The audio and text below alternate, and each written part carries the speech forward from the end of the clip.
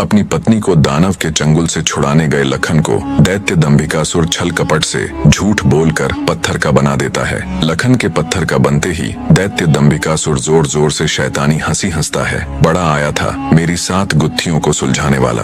उसकी शैतानी हंसी से सारी वादियां दहल उठती हैं। घिनौनी हंसी हंसता हुआ दंभिकासुर अपनी गुफा में जाता है और राजकुमारी चंद्रकला से कहता है, एक कीड़ा आया था बाहर, कह रहा था तुम्हारा पति है। तुम तो बड़े बड़े दावे कर रही थी कि मेरे पति को जब मालूम चलेगा तो वो मुझे छोड़ेगा नहीं। अरे उसे मसलने के लिए तो मुझे अपने हाथों की भी जरूरत नहीं पड़ी। एक छोटे से झूठ से ही विचलित हो मिट्टी में मिल गया। इतना कह दानव जोर जोर से हंसता है। दंभिकासुर की बात सुन राजकुमारी चंद्रकला एकदम सन्न रह जाती है, मानो उसके शरीर में प्राण ही न हो। कुछ देर बाद जब थोड़ा होश संभाला तो रोती गिड़गिड़ाती हुई राजकुमारी बोली, दुष्ट दानव, क्या किया तूने मेरे पति के साथ? ऐसा नहीं हो सकता, मेरा पति नहीं मर सकता। कह दे कि तूने मुझसे झूठ कहा है। राजकुमारी चंद्रकला की बात सुन दंभिकासुर बोला, मूर्ख स्त्री, तूने मुझे समझ क्या रखा है कि तेरा वो कीड़ा पति मुझे मारेगा? अरे पागल औरत, मैं अमर हूँ, मेरा कोई कुछ नहीं बिगाड़ सकता। मुझे देवताओं से वरदान मिला है।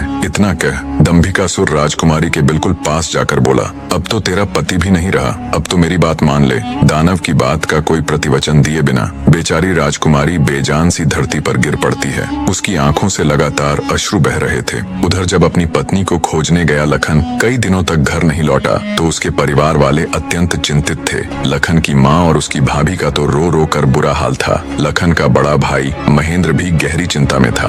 अंततः कुछ भी न सूझने पर महेंद्र अपने अनुज भाई लखन को खुद ढूंढने का निश्चय कर अपनी माता व पत्नी से आज्ञा ले घर से चल पड़ता है। बड़ा भाई महेंद्र लखन की खोज में जंगल में भटकते हुए उसी साधु की कुटिया पर जा पहुंचा। उसने महात्मा जी को प्रणाम किया और थोड़ी देर सुस्ताने के लिए वहीं साधु की कुटिया के बाहर बैठ गया। महेंद्र को देख महात्मा जी ने उससे पूछा, हे वत्स, तुम इस निर्जन जंगल में क्यों भटक रहे हो? तो महेंद्र ने शुरू से अंत तक सारा वृत्तांत महात्मा जी को सुनाया। सारा वृत्तांत सुन महात्मा जी के चेहरे पर चिंता की लकीरें उभर आईं। उन्हें इस प्रकार विचार मग्न देख महेंद्र ने पूछा, हे महाराज, मेरी बात सुनकर आप किन विचारों में खो गए और आपके चेहरे पर ये चिंता की लकीरें मैं साफ देख सकता हूँ। इसका क्या कारण है गुरुजी? महात्मा जी ने गंभीर स्वर में कहा, हे वत्स, मैं तेरे भाई लखन को जानता हूँ। वह भी मेरे पास आया था और उसने मुझे सारा वृत्तांत सुनाया था कि कैसे वह राक्षस उसकी पत्नी को उठा ले गया। महात्मा जी की बात सुनकर महेंद्र एकदम स्तब्ध रह गया। उसकी आंखों में आश्चर्य और चिंता के भाव उभर आए। महेंद्र बोला, तो कहाँ है मेरा अनुज महाराज? वो ठीक तो है,